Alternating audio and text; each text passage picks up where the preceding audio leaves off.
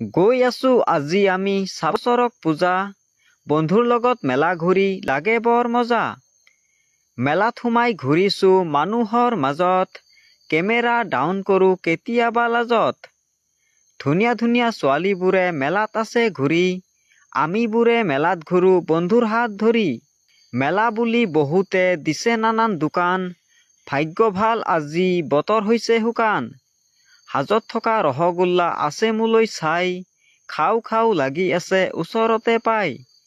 গৰম গৰম জিলাপি এৰিছে তেলত, নিমকি ভুজিয়া লৱংগ সজাইছে টেবুলত।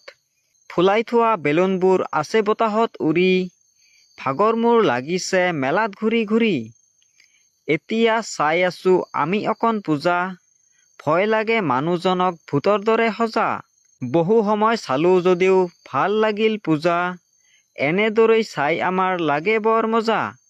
চৰক পূজাৰ ব্লগ আজি সমাপ্ত পৰিল, সকলোলৈ ৰঙালী বিহুৰ শুভেচ্ছা থাকিল।